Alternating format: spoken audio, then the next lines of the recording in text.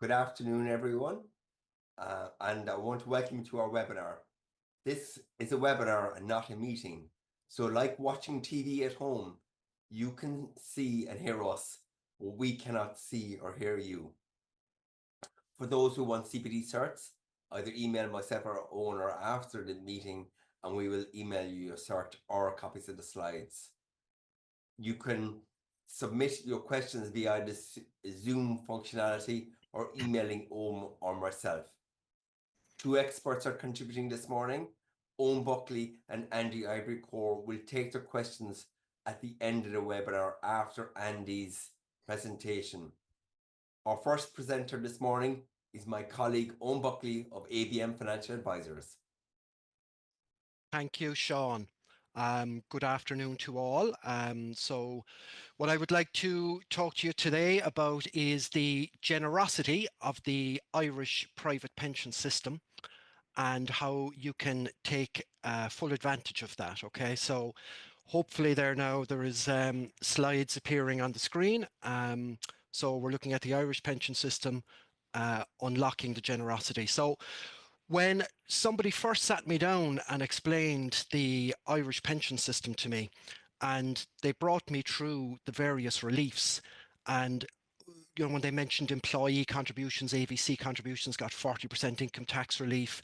When they told me that employer paid pension contributions were even better, they effectively also receive relief from PRSI and USC.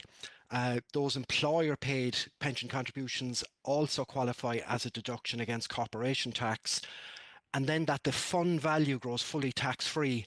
My initial thought to that was that the reliefs, are they too generous? Is the government actually giving away too much money here, right? So this actually is some information from that side of the house, from the government's view on what they're spending here.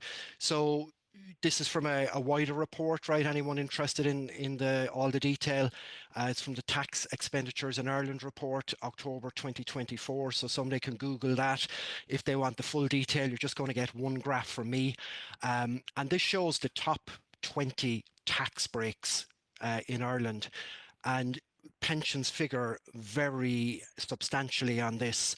So 1.154 billion for pension contributions. That would reflect the income tax relief I mentioned, up to 40%. The employer contributions, 956 million, another huge number. And there's even a third number down there, employer contributions for superannuation schemes, 323 million. So when you put the three of those together, you're getting 2.4 billion. And you can really see why they had to split that into three sections, because if they had just included it as pensions 2.4 billion, it would have been off the chart, right? So that is incredibly generous. So let's have a look at how you can benefit from that. So there are limits. Often people ask me, why do they have all these rules and all these limits? Well, I think from the previous slide, you can see the quantum of money that they're giving away already. So these limits are in place to prevent even more money going out there, right? And just when I talk about that 2.4 billion number, there's another massive pension tax break that isn't even included in that. And that's that your pension fund grows tax-free. So that would be in addition to that 2.4 billion. So there really is a lot of money being given away here. So we're going to look at limits on employee contributions, employer contributions, and on the amount that you're allowed having the fund itself, which would be the standard fund threshold. So just quickly on employee contributions, my examples, as I tend to age, my examples tend to age. So I'm just going to pick somebody age 50. Let's say they were on 100,000. They can contribute 30% as a pension contribution. So they contribute 30,000 and receive income tax relief of 40% on that, right? Just to look at that 40% relief in another way, right? When you put in a €100 contribution, your net pay only comes down by 60. Right, so because that 40% is the tax relief, so that 40 over 60 is a top up, and that's 67% top up. So when you compare that to auto enrollment, which is getting a lot of focus at the moment, auto enrollment only offers a 33% top up. So one message, possibly unfortunately for those organising auto enrollment, is higher rate taxpayers should actually avoid auto-enrollment. So moving on to employer contributions, you'll see the quantum of money that an employer can pay into a pension scheme is incredibly generous. So if we go back to our 50-year-old example and they're on 100,000 salary, the employer could actually fund 200%. So in other words, they could fund 200,000 into their pension fund in certain circumstances.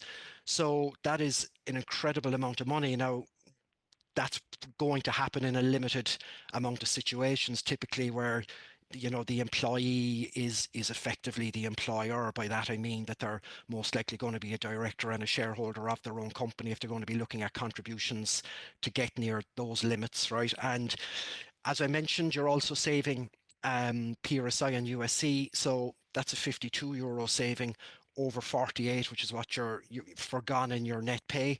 So that would be 108% top up. So very, very generous stuff. The standard fund threshold, this is also very generous. This is the amount of money that you're permitted to have in your pension fund. Right now, that's at 2 million. And it's actually set to increase by 200,000 per annum for the next couple of years. And in 2029, that would make it a total of 2.8 million, right? So I mentioned that you get tax-free investment growth. So that would lead us to the question, well, where do you invest? So in broad terms, now I know Andy will have a lot of detail on this, so I'm just kind of setting this up just for the basis of how it relates to a pension. Your money can be invested in broadly 5 main places, the 5 asset classes. So the first one would be cash, the likes of deposit accounts. Second one would be bonds, when we hear about government bonds, be it German government bonds or Irish government bonds. The third place is equities. So you'd be hearing a lot about the S&P 500, American market, and of course the NASDAQ is very volatile at the moment. Fourth place would be property. Fifth place would be alternatives, the likes of oil. Gold has had quite a strong run as well in recent times. So they're in broad terms the 5 places you can invest. If you're at the lower risk end of the scale here, you would have quite a high proportion in cash and bonds. Whereas as you're moving up the risk scale, the cash and bonds percentage is decreasing, the amount of equities is increasing. So just to have a look at somebody with a maturity value of 800,000. So we can just be thinking of a stereotypical 65-year-old. Their pension fund is worth 800,000. So how did they get to that number? What are kind of the building blocks that got them there, right? So up in the top right is that investment growth that's tax-free, all right? So in broad terms, you'd normally expect this to equal 3 equal amounts. So a third of the 800,000, about 267,000, came from that investment growth that was tax-free. Over on the top left side, they would have received immediate tax relief on their contributions. So that would have been tax relief at the point of entry. That when we looked at employee contributions at 40%, employer contributions effectively 52%. So that amount in the middle, that net contribution cost, that's the amount foregone in net pay. So that's really the amount it's cost them out of their pocket. About 267,000, about 1/3 to have a maturity value of 800,000. Now, that would be using an example of somebody contributing for possibly 20 years, because you do need a bit of time for that investment growth to take hold. So then just to look at their retirement options. So a quarter of that fund, quarter of the 800,000, 200,000, that is the tax-free lump sum. And then the balance of that amount, the 600,000, that is going to be taxable income. So we need to think of a few ways to minimize the amount of tax that is paid on that taxable income as it happens. So you would be obliged to draw down 4% of that ARF number. So 4% of the 600,000 is 24,000. You will be obliged to draw that down from age 61 onwards. But what you will find is that that is very much below your standard rate band of tax. So what we want to do here is create a situation where we're not paying high rate tax when you're drawing down your taxable pot of pension money. So looking at the standard rate band, so that just means the amount of money that you can have without paying income tax at 40%. So this is the amount that you pay income tax at 20%. So for single people, it's 44,000. So for a couple, you just multiply that by 2. So a couple can have 88,000 euro coming into the house and just be paying tax at 20% income tax only. For married and civil partners, it's still 88,000 is the total number, but you get a bit of flexibility there. You can slice and dice that number. If you have a higher earning spouse, they can earn up to 53,000 at the low rate. Lower earning spouse can be at 35,000 and you can hit 88,000. So when we looked at that 24,000 number coming from the ARF, and you even add the state pension of 15,000, you're up to 39,000. You still have a bit of room before you're hitting high rate tax. Now that might be taken up by rental income or dividend income. So just to have a look at the absolute fund maximum right now, look, there's not a huge proportion of people are hitting 2 million, but I actually have one on my desk right now, and I was kind of just looking at it with quite interest, knowing that this webinar was happening. So how that 2 million fund and the person is age 60, right? So would you believe that the top right number, the ongoing tax-free growth, accounted for 1 million in his example of the 2 million? So the investment and the tax-free growth on it really, and the compound interest of that, really did the heavy lifting on that. So that means that the other 1 million was contributed, but on the top left corner, when we look at the tax relief of 52%, because this was mainly employer contributions, the tax relief on that was 500,000. So that middle box, that net contribution cost, again, that was net pay foregone over the years, was 500,000. So like that is an incredible way to turn 500,000 into 2 million. So in this case that's on my desk, the guy, he was age 40 and he had no pension. So he managed to achieve this in 20 years between age 40 and age 60. Now, contribution wise, he was getting 50,000 a year in there for 20 years. But like I say, a lot of that was, half of that was relieved through tax relief and contributions.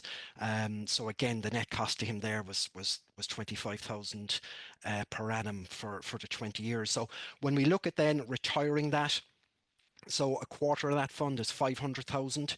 So the first 200,000 tax free. The next 300,000 there is taxed at 20% only.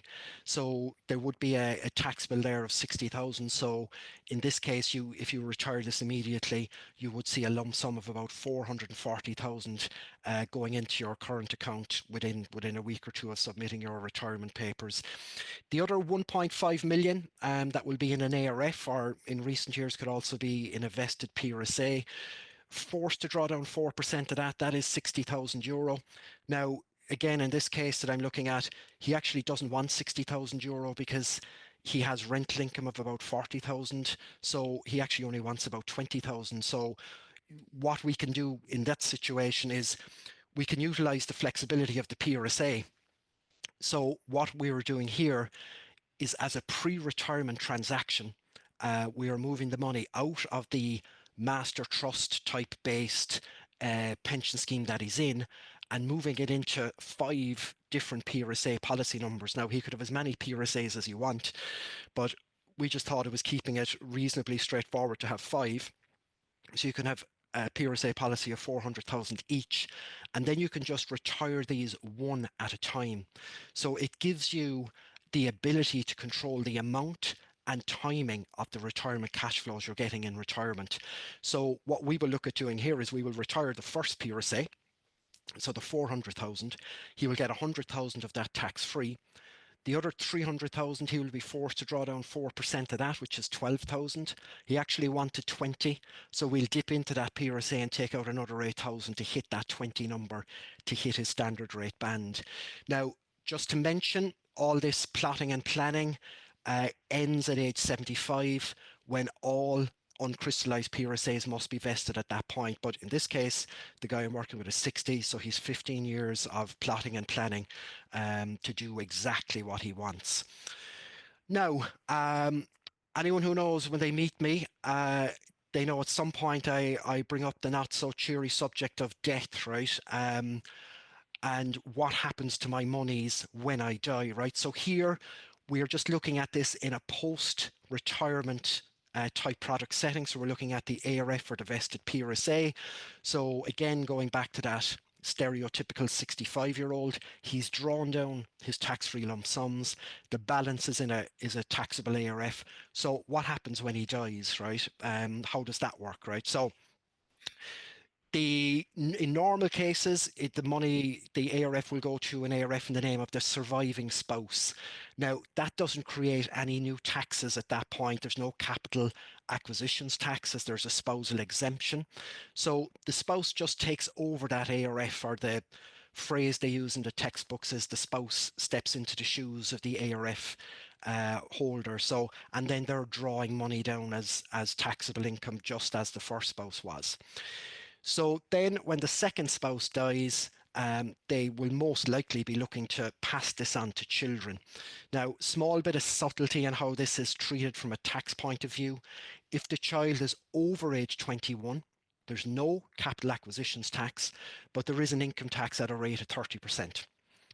If the child is under age 21, there's no income tax here, but it is a taxable inheritance. So you are looking at capital acquisitions tax, and you're into threshold amounts that at 400,000 can be received tax-free, and the balance at 33%. So there is a small little difference there. So the odd time, I mean, very much the norm is the ARF or the vested PRSA passes from one spouse to another and then to children. On a rare occasion, somebody looks at this, particularly maybe in a high net worth estate, and they might kind of be looking at that kind of going, well, when spouse number one dies, spouse number two takes it over, but they're probably going to be paying 40% income tax if we're dealing with high net worth people, and a bit of USC. So would it be better to transfer it to a child and get it into their hands at 30%? Because 30% is the lower number here, right? But look, tread carefully with that one, just worth mentioning it. So anyone who's done an ARF with myself, you will get a letter from me, and on that letter, I will give you two jobs at the end of the letter. One is that you need to contact Revenue and make sure that your tax credits and your standard rate cutoff point are communicated to the life assurance company, so that they know. The life assurance company, it's like they become your employer to the extent that they will send you a payslip and they will tax your money. So you need to have the right tax credits and standard rate cutoff point so that you're taxed correctly, right? The second job I give to people is I say, make an appointment, go into your solicitor. You probably have a will already, but now that you have an ARF or a vested PRSA, this would be a good time to go in, amend your will, specifically include this ARF in there so that it's very clear who is to get it on your passing.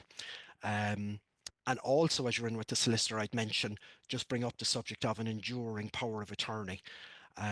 So just to mention, right, if somebody said, is there any way that there's no tax to be paid on the passing of an ARF to a child or whatever, I'm just going to mention there is a Section 72 whole of life assurance policy that could be set up by parents. So if this was going to happen, what you would normally see is both parents would set this up as a joint life second death. So that would mean nothing happens when spouse number one dies. When spouse number two dies, this amount pays out, and that amount can be used to pay the child's, be it income tax bill over age 21 or inheritance tax bill, without this whole of life payout being a taxable inheritance itself. Now, very good in theory. In practice, what you find is that the parent is obviously a bit older when they're going to go about this, so it can be a bit difficult to get that life cover. They're going to have medical ailments. It might be priced a bit more expensively, or in some cases it might be refused. But for now, it's just good to mention that it does exist. Now, a lot of items not covered today. I'm thinking if you were hearing this information up till now for the first time, it may seem tricky and complicated in part. It could have been a lot more complicated. There was a lot of items that weren't mentioned today. I just want to make you aware of them.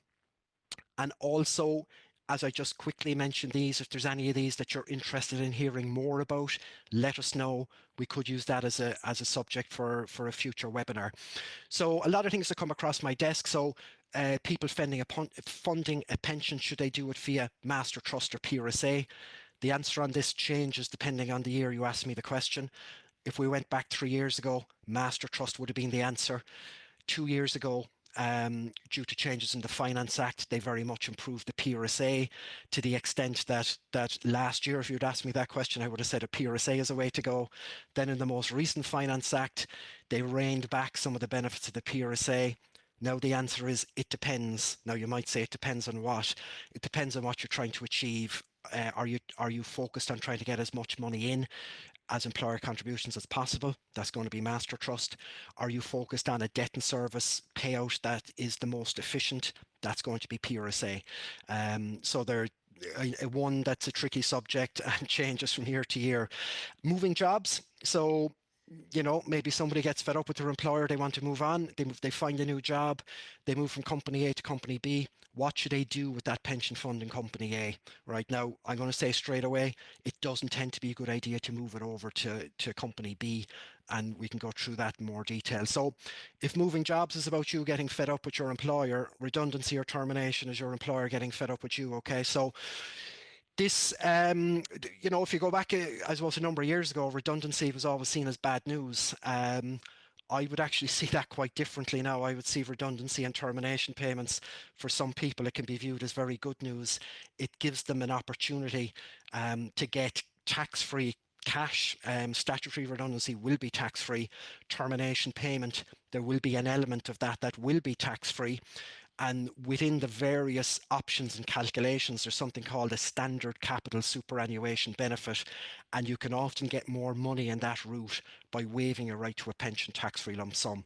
Now, I wouldn't be advising anyone to waive their rights to a pension tax-free lump sum, but it's something that we can go into in detail and look at your options. Early retirement. Somebody can retire early. You can get at your pensions money from age 50. We could have a look at what that looks like. Choices at retirement. We just assumed everybody was taking their tax-free lump sum and going into ARF or vested PRSA. We did not mention today about the annuity. So that is also something that definitely needs to be considered at the point of retirement. Lump sums at retirement. We looked at 25% of the fund value. We ignored the fact that there is another calculation possible. We're up to 1.5 times your gross salary could be the way that you go about getting that lump sum. AVCs could be used to go to ARF, but beware, the balance would be forced into an annuity. But again, it is something to look at. We didn't look at defined benefit private pension schemes.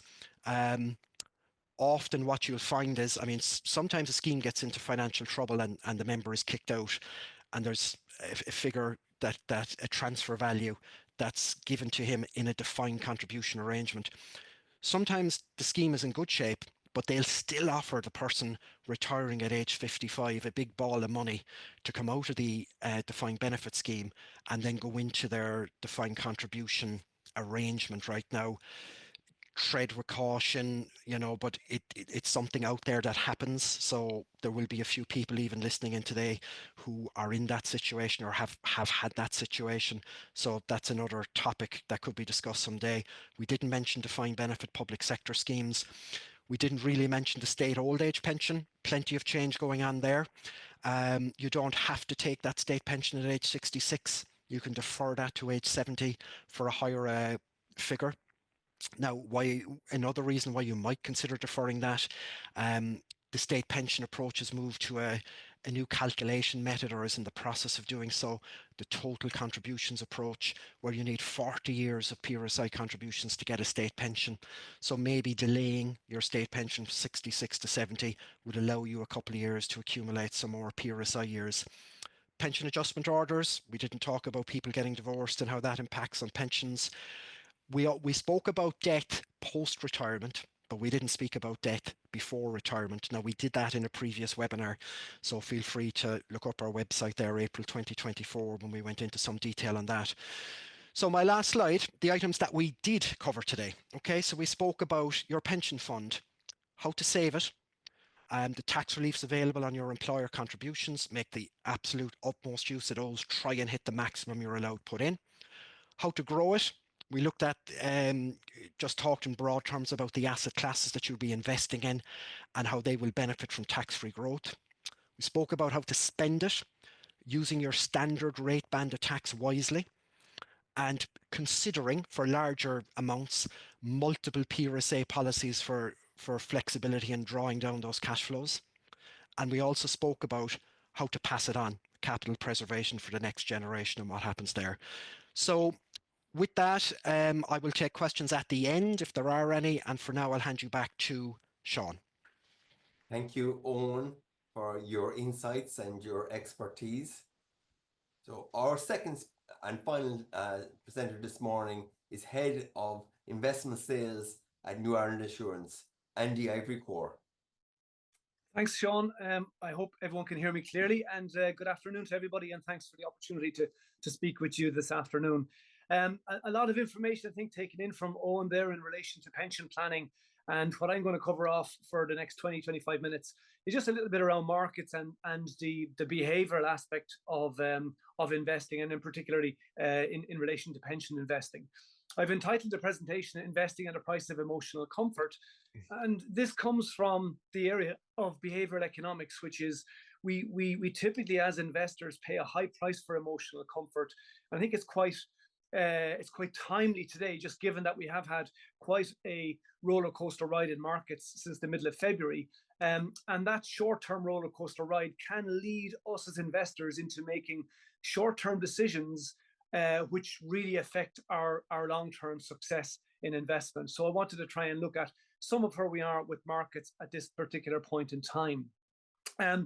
First of all, let's just start off by saying it's been a number of very good years for us as investors, but the last 12 months has also been very good for us across pretty much all asset classes, or most asset classes. And there are some exceptions, but they're quite specific. But we can see equities have done well. Emerging markets have done well, Euro corporate bonds, and even cash has delivered for us in the last 12 months. And I think the interesting thing when we look at a graph like this might be that if any of us have money in a pension fund or invested at this point in time, we could look at this graph and say, well, that isn't how it feels to me at the moment, because we're hearing about tariffs out of the United States. We're hearing about, equity markets having a difficult period. And I think the difference between the absolute return on some of these assets, which is what you're seeing here, equities returned almost 12% over 12 months, versus the actual journey to get there, can look very, very different. So this graph is actually showing you the actual day-to-day movement of all of those assets. The very same level of information from the previous graph is also on this graph, except now I'm showing you the day-to-day movements.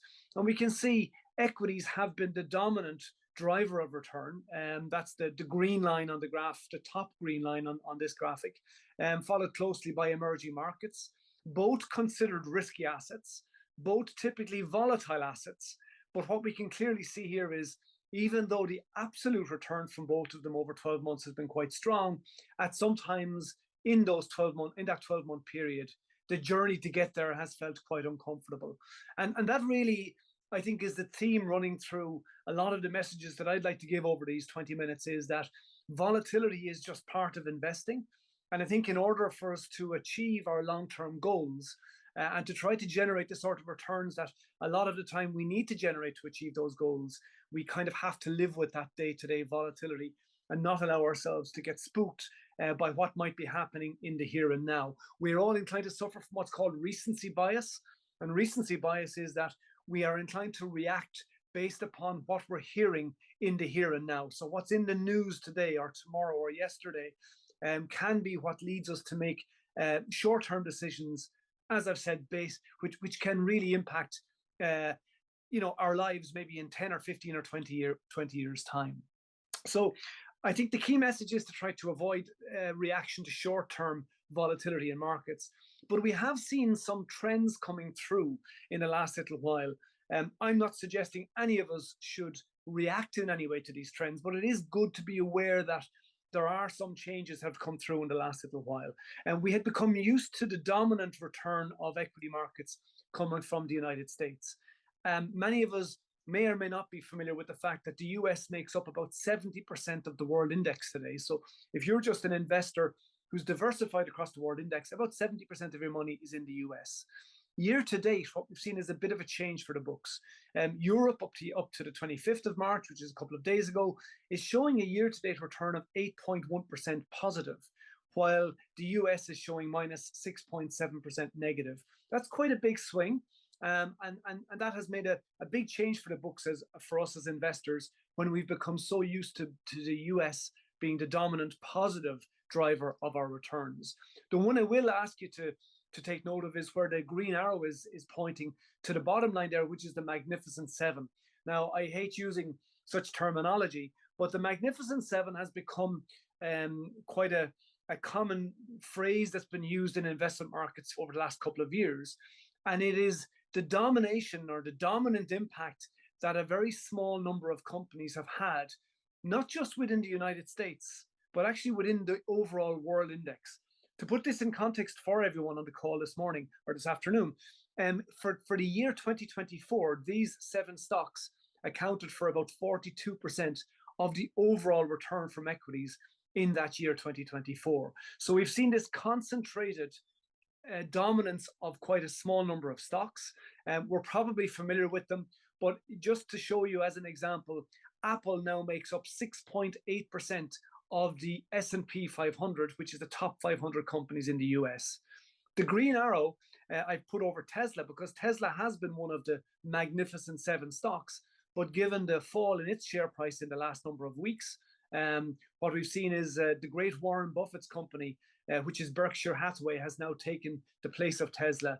But effectively, we are still seeing this dominance from these top companies. And what you've seen on the previous slide is they have been the ones that have been impacted most at about minus 15% year to date.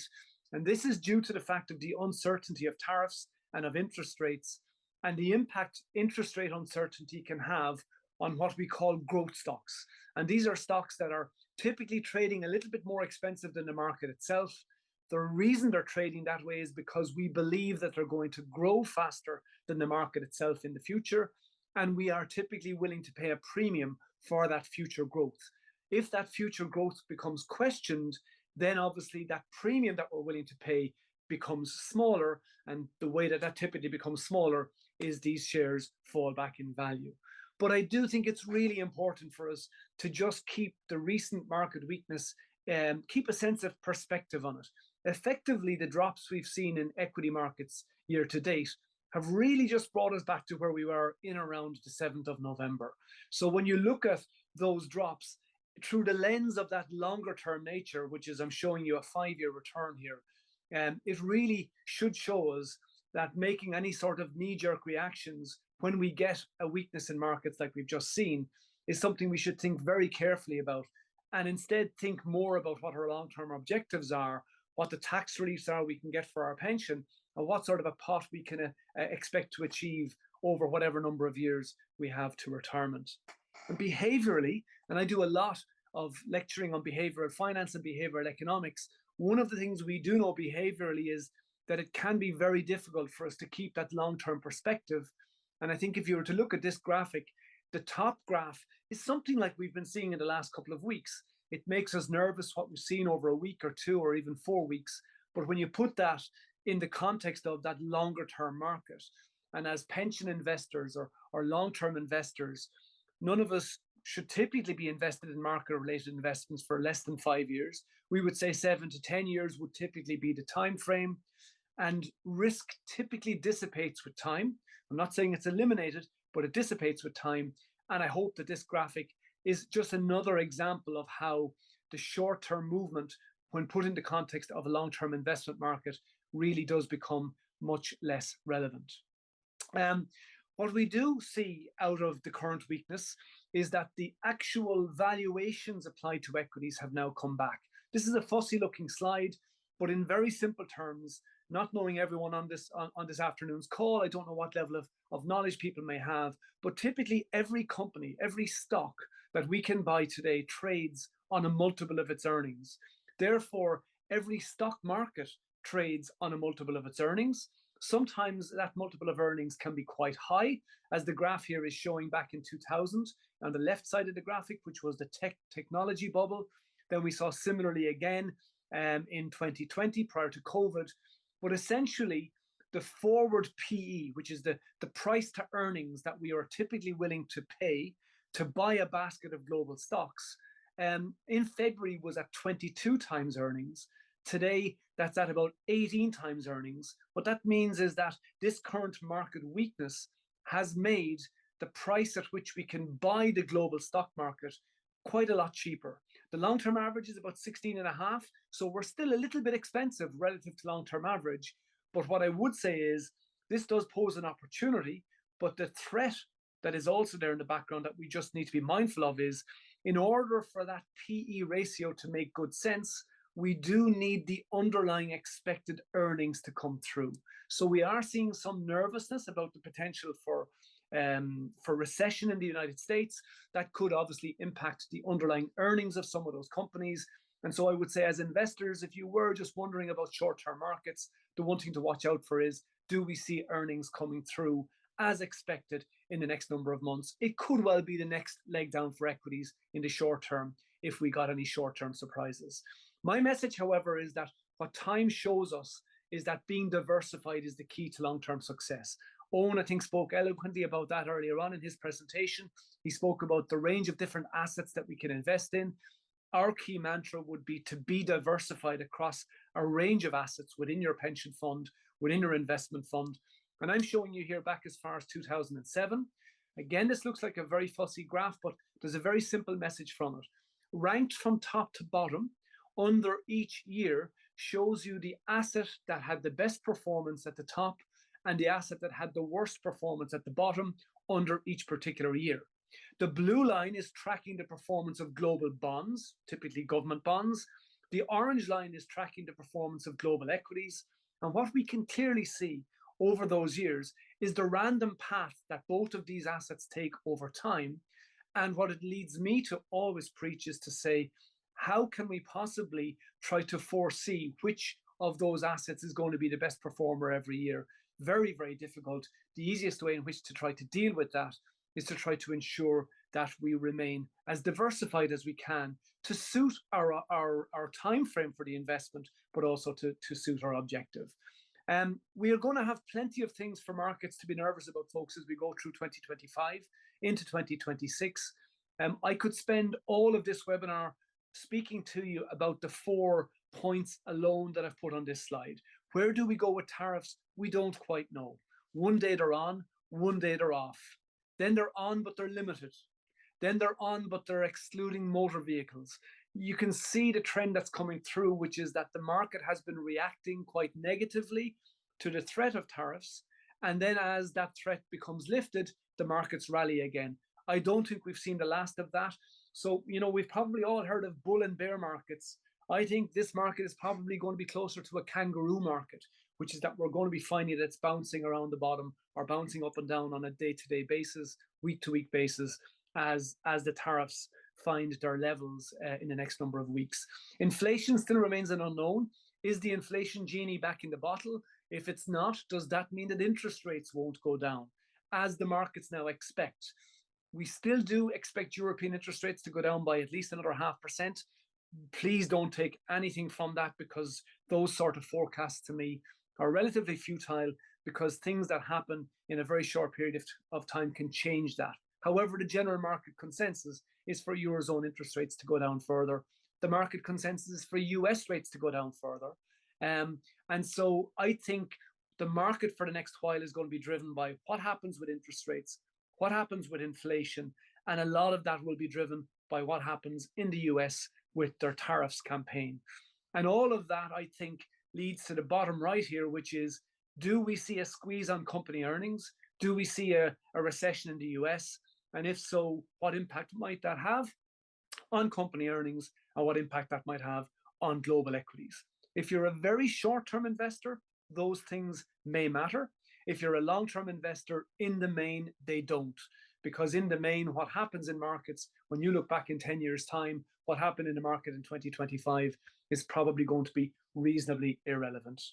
And I think if we just take the last 20 years, and I can show anyone on this call this same sort of graphic going back over 100 years, every environment we're in always throws up plenty of reasons for us to be nervous.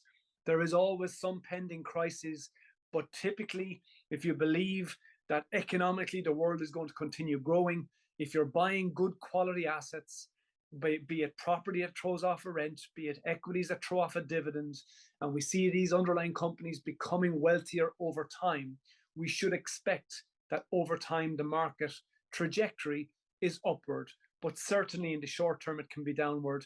And that's why we need to, as best we can, position our portfolios for the period of time in which we wish to invest. And if that period of time is greater than 7 years, realistically then try to ignore as best we can that short-term noise of the market. And that is easier said than done. And I said about the high price that is, as investors, we pay for emotional liquidity. Where that comes from is a lot of the time when we knee-jerk react and take money out of markets, a lot of the time it's because we say, well, we need the money. Actually, what's been proven is that a lot of the time we don't need the money. We don't actually run out of financial liquidity. We run out of emotional liquidity. And it's that emotion that leads us to act. And that is a high price to pay for investors, particularly if we're in a situation where we've bought high and then we typically sell low. So the great Warren Buffett, the greatest investor that's ever lived, he says what's required for successful investing is a sound intellectual framework for making decisions. And I think when you're dealing with Eoin and Sean and you can have that advice to help you to do that, then you need to have the ability to try to keep your emotions from corroding that framework. Now, we have a very fussy looking slide here. And I really just want to highlight to you a very simple message from this slide. And I think you will have these slides sent out to you so you can look at this in more detail. We've had a 10% drawdown in markets this year so far. So in other words, the US market has been down by just over 10%. And that can lead us to get a little bit panicked. What I'm showing you here is back as far as 1980. And I'm showing you each year, this is the S&P 500, so the top 500 companies in America. The red number underneath the line is showing you how far the market fell at some point in that year. And the blue bar, the number at the top of the blue bar or the bottom of the blue bar, is telling you where that year ended up. So what we can see is a 10% intra-year drawdown is far more common than we might think. And I'll just give you an example of, if we take the example of 2020, fifth one from the right-hand side there, you can see at one point we were down 34%, but you can see the blue bar shows 18%. That means at some point we were down 34, but we actually ended up positively 18. But if you were to take time and look across this graphic here, the number of years in which we had greater than a 10% drawdown intra-year is quite significant and probably far more than many of us think. We can also see that the number of actual negative years is relatively small when we take into consideration the context of being a long-term investor. Of course, we can't speak for the future, but I think sometimes the past can help us to get our head around being able to deal with that short-term market volatility. There is a phenomenon in investing called the behavior gap. And this is really, I think, one of my key messages, which is we as retail investors during a period of market volatility, we can be inclined to decide to move to cash or decide to move to safer investments. I can't say that's wrong for anybody. It has to be at an individual level based upon individual circumstances. But I think suffice to say, the important point here is that we've seen through history the difference between what an investor receives in an investment versus what the actual investment itself made over time can be quite big. It can be a number of percent depending on the asset involved. And that number of percent is what we call the behavior gap.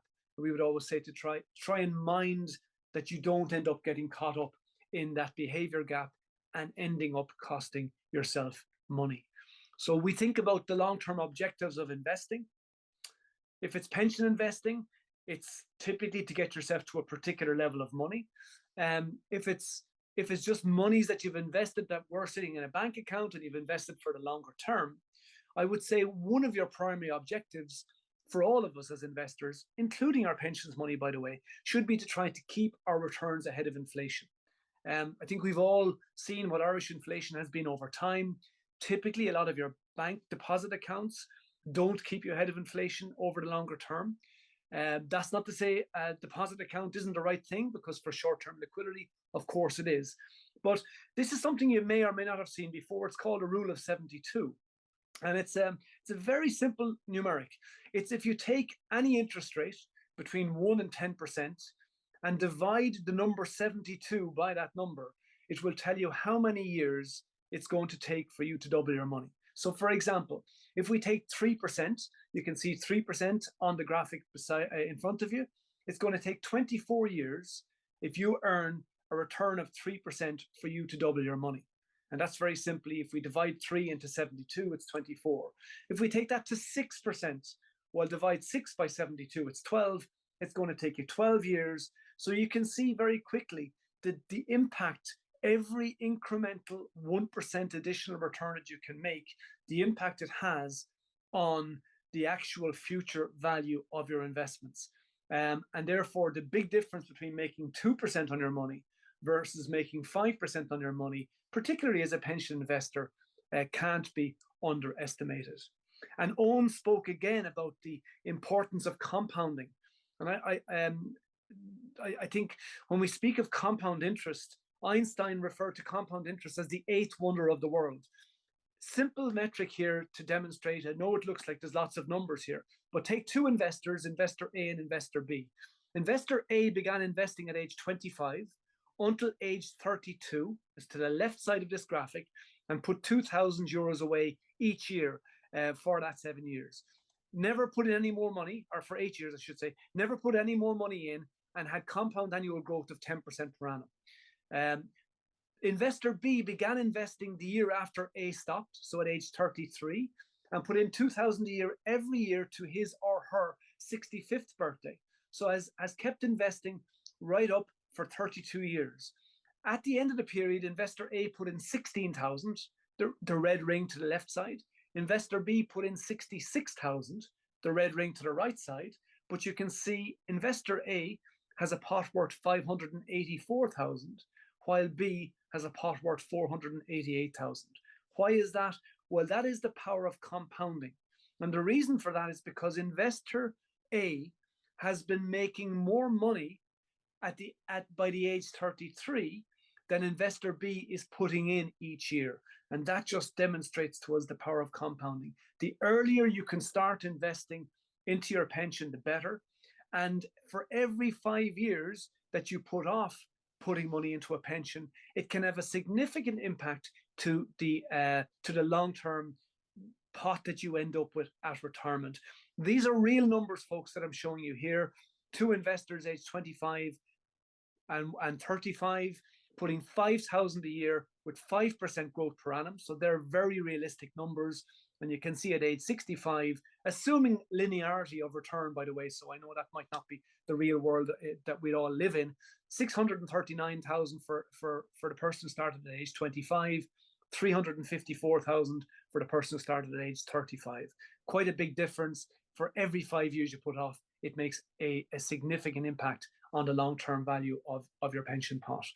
To the right side, it's the importance of investing in real assets. So don't underestimate the compounding of rent from property, but much more importantly, the coupon from your bonds, and most importantly, the dividends from your equities. A lot of the time we think about investing in companies for the capital gain that we can get from those companies over time. That is fantastic. But remember, why do you invest in a company in the first place? You invest in it for the growth and the profits and earnings of that company. How do you share in that? You share in it through dividend. And again, look at the difference between the investor who had the inclusion of dividends versus the exclusion of dividends. I think the long-term numbers are about 42% of your long-term return from equities is attributable to dividend. And sometimes when you invest in investment products or investment options that exclude you from dividends, it really can make a big difference. And I think it's something that we need to be very, very aware of. High yielding equities can make a big impact to the value of your pension over time. And my last couple of messages before I finish up really is stepping out of the market can have a big impact on returns. Again, I can't in any way advise anyone individually on this call because what I want to give you is generic messaging, but just an interesting 20-year period here to show you 2002 through to 2022. I'm showing you the global MSCI World Index, so it's the global stock market. And if you just missed the best 40 days, so think of the top 40 days out of that 20-year period, if you'd invested 10,000 euro in August of 2002 and missed the best 40 days of the market over that 20-year period, your growth would have been 0.08%. And you can see if you stayed fully invested, your growth would have been 8.41%. So it's one extreme to the other. But just look at missing 40, 30, 20, or 10 days. Even the impact of missing the best 10 days goes from 8.41 down to 5.16. Now, I know sometimes someone might say to me, well, Andy, yes, you're talking about missing the best days, but what if we can miss the worst days? Well, the ideal scenario would be if you could miss the worst days and just get the best days. But what we typically find through history is that the best days in markets typically come after the worst days. And unless you have the ability to time that on an ongoing basis, the best results that most investors will find going back through a long number of years of history is that staying invested over the period to achieve your long-term objectives is typically the optimal solution. And really, I would say very simplistic messaging here. I know most people are probably very familiar with this, but when you sit with Sean or you sit with Eoin and you're thinking about either your pension or an investment that you've made or that you want to consider making, I would say 3 key questions to always have in front of you on the desk. What's my objective? What's my objective for this new investment? Or what is my objective for my existing investment? And has that in any way changed if it's an existing investment? What's my time frame? The longer I have, typically, the less impact short-term market volatility is going to have.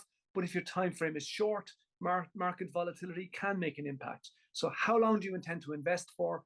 And has your time frame changed? And then under risk, how much risk are you both willing and able to take? You can go through a risk profile questionnaire. It will typically tell you how you think about risk, but then you have to have that broader conversation with Eoin or with Sean that says, well, how much risk are you capable of taking? And that could be based upon your proximity to retirement or your proximity to needing the money. And that, to me, is the holistic conversation that should then determine what your exposure is to each of the main assets that Eoin spoke about in his presentation. Where can I invest? Shares, property, bonds, cash, a range of alternatives, having some risk management at play in the background in the event of markets having a downturn, maybe having different fund managers. There's so many different layers of diversification. The one drawback I see in a market like we've just come through is that we can start looking at certain areas where we believe we're going to make the best return, lose sight of the importance of diversification because we can be inclined to chase the asset class that has done best over the last couple of years. I've seen that with US equities, with technology, with so many different assets. But I would say as a long-term investor, being diversified typically is the key to long-term success. And always remember, when it comes to investing in any asset class, try to avoid looking backwards. As they say, you don't drive forward by looking into the rearview mirror. What really matters is, what do I believe can generate a return for me into the future? And that future might look very different to the past. So don't determine what assets you have in your portfolio by looking backwards. I would always say try to sit with your advisor and ask ourselves, what do we believe can make money for us as we look forwards? And that can be just about diversifying across a range of different funds. I'm not going to get into funds on this call today. That is really where you sit down with Eoin and Sean to get that diversity. But diversification, folks, is about having lots of different things in your portfolio, not just having lots of things. So I'll just finish on these final considerations. I believe volatility will continue into 2025 as tariffs, interest rates, and inflation battle it out. But typically volatility over the longer term is irrelevant. It may be relevant in the short term. It's part of investing. Remember, if you didn't have volatility, well, then why would you be compensated by the additional return? Additional return comes from the compensation for taking risk. Risk means different things to different people. Have a clear understanding of your objectives. Try not to let the short-term noise of the markets disrupt the long-term investment plan. Remember the power of compounding. I think if you remembered nothing else from my 20 minutes, it's investing is about time in and not timing the market. Be diversified. Lots of different things is different to lots of things. And a lot of the time we forget about that. Consider your investments in terms of assets and not in the context of funds. Any fund you invest in is made up of assets, and it's those assets that really matter in helping you achieve your objectives long term. Review your objectives, know your risk tolerance, and ensure you've got time on your side. Time is vital, particularly in a volatile market. And I think my final message would be, don't pay a high price for short-term emotional comfort. So Sean, Eoin, that is me finished, and I'm happy to take any questions if there are any. Thank you very much, Andy, for that excellent and informative presentation. We've had a number of questions in, and I'll start one with you, for you, Andy. Came in, the question was, Andy, Eoin mentioned gold as an asset, and what do you think of that for a pension investor? Yeah, it's a great question. It's been asked a lot at the moment. I mean, gold has had a fantastic run, 15% year to date. It does, I suppose, offer some level of protection in a portfolio in the event of equity markets selling off. People see gold as a store of wealth, and all of that. The one thing I would say, Sean, to that is, I think it's back to that point of diversification. Would I like to have a little bit of gold maybe in my portfolio somewhere? Yeah, absolutely. I think it's a satellite holding in a portfolio. It's a 5, 7, 10% holding in a portfolio. Should it be 50% of a portfolio? I don't firmly believe so. The one point I will say about gold is this: what does gold produce for you? I personally like to invest in assets that are making me something. Companies are making something. They're producing profits. They're growing their profits. They're sharing that profit through dividends. I like that because I believe that's what generates long-term wealth. Properties typically go up in value over time, not always, typically do. They pay a rent. I can see the rent coming in. So I'm inclined to like real assets in a portfolio, but gold then just acts as a diversifier and maybe as a bit of a store of wealth over time. So it's having a little bit of a lot of things, and I think that's how I would answer that question in relation to gold, Sean. Thanks, Andy. So one for you, Eoin. What is the latest stage you can convert from a master trust to a PRSA and/or an ARF? Okay, so the normal retirement age for a master trust arrangement is age 60 to 70. So 70 would be the oldest age. That would answer the question in short. But just to tease it out a tiny bit more, so at age 70, you could leave it sit in the master trust. You could take your retirement lump sum at age 70, the balance go to ARF. So that ARF is creating taxable income. If you wanted to postpone taxable income for another couple of years, you could come out of the master trust, go to a PRSA, because the normal retirement on a PRSA is up to age 75. So that would buy you another 5 years where you don't have to touch any taxable pot of income. Thanks. And send Andy over to you. It's what happens if you actually plan to retire in a few months and the market takes a dip? Okay, that's a great question. There's loads of answers that I'm going to give you a very quick one if I can, but I think it's one that can be expanded out. I think go back to the point of time is vital. What is my time frame for any investment? And I believe when I've invested money, it is consequence versus probability. We spend a lot of time trying to work out the probabilities of where the market's going to go. I think what's much more important is what are the consequences of where the market goes. And if I've got a very short time period to my retirement, the consequences of a big dip start to become a little bit more important. If you're looking to go down the route of an annuity, the amount of money you have on the day you retire pretty much determines the level of income you're going to have for the rest of your life, because you're going in with a particular pot of money to buy that annuity. If that's the case, as you're approaching retirement, you should be de-risking your portfolio and going to safe assets in order to avoid that last minute dip. If you're going down the route of tax-free cash, where you're taking as much of the pot as you can in tax-free cash, similarly, because on the day you retire, what's there is the amount of money you have. You might not have time on your side for it to recover.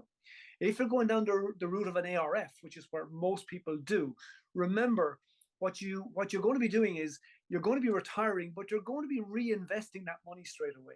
So actually the value of the pot on the day you retire isn't as important if you're going down the route of an ARF, because you will be reinvesting that money and you do have time for it to recover.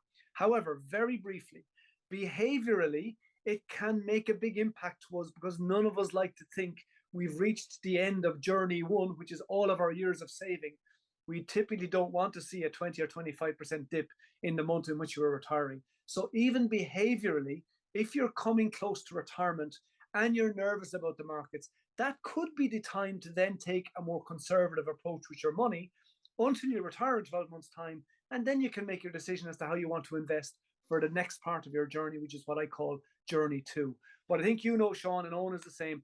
That it's a great question, but it's a question that really requires the client to sit down with the likes of yourself and tease out all of those options, because there isn't any single right answer to it.